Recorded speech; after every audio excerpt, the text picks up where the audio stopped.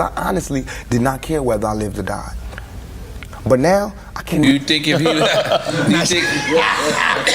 think if he didn't go to death row, would he still be alive? Wow. It's hard to say. I can't leave until this shit's straight. You know, I'm not... I can't go until y'all really know what time it is. For 30 years, we were told a simple story about Tupac's death. But now, his brother Mop is on TV saying that story is a lie. He knew Tupac better than anyone. When asked about Diddy's claims of innocence, Mop makes it clear he doesn't believe him. What did he say that day when he called you? You know, I have my guys with me, Thug Life guys, and we heard what he had to say. He basically said he ain't have nothing to do with my brother's murder. Mop says he told Diddy the truth would come out.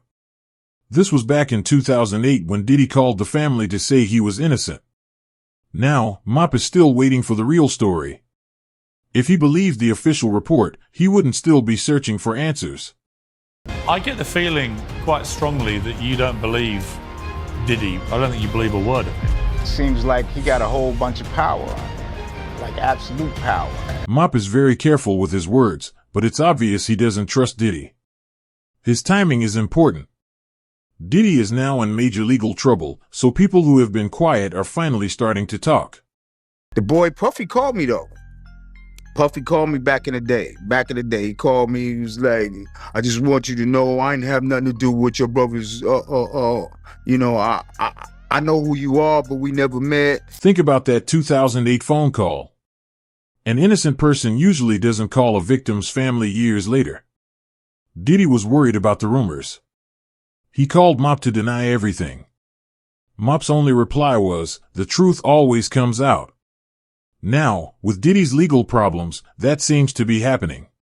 You know, we don't talk about things that are nonsense. We don't even entertain nonsense, my brother. So we're not even going to go there. If Diddy was innocent, why did he feel the need to make that call? It seems like he was trying to stop the rumors. But Mop's prediction is coming true. Federal investigators have old evidence, including police tapes where Diddy's name is mentioned many times in connection to the shooting. Suge looks over, he sees you. Yeah. He looks right at you. Yeah, he looks at me.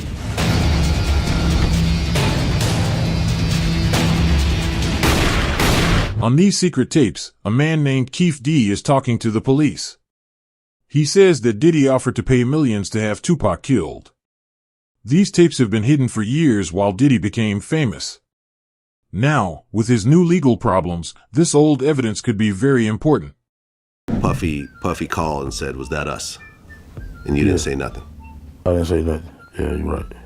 There's also, you go into the book, that apparently there was supposed to be $1 million. When federal agents recently raided Diddy's homes, they were looking for evidence of new crimes. But they also found files labeled Cuba. This is interesting because some people have believed for years that Tupac didn't die but escaped to Cuba. Tupac's aunt has lived there for a long time. A former bodyguard once claimed he helped Tupac get to Cuba, but then the bodyguard disappeared. Tupac Shakur didn't actually die in '96 and is still alive and well. The bodyguard had said that Cuba's leader protected Tupac. It sounds crazy, but now we know Diddy had files about Cuba.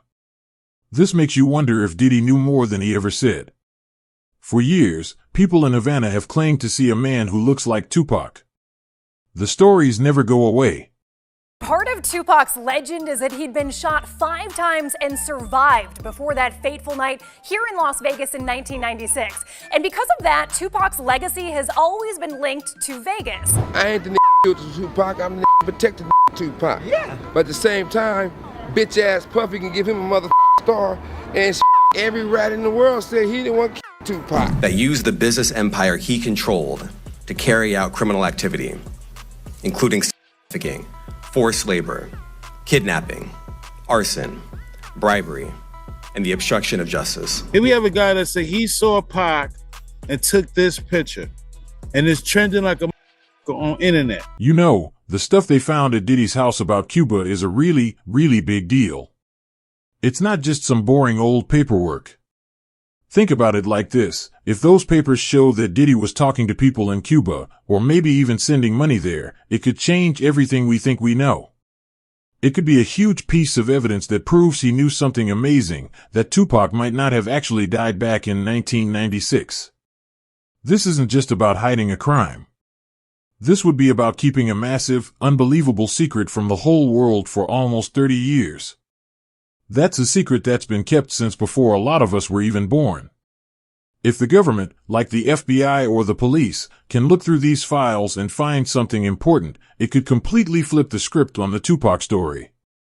Everything we learned from the news and the official reports might be totally wrong. And when you start looking back at what happened when Tupac was shot, a lot of things just don't add up. They feel off. For example, the official report from the doctor had the wrong height and wrong weight for Tupac. How does that happen? You'd think they'd get something so basic right. Then, the person who was in charge of his body, the coroner, retired right after everything happened and basically disappeared. No one has heard from him since. That's pretty weird, right? Also, think about the shooting itself. It happened on a super busy street in Las Vegas, packed with people and cars. But somehow, no one got a clear look at the person who did it. No one can really describe the shooter. How is that possible in a crowd? Even Suge Knight, who was right in the car with Tupac and got hurt too, has said strange things.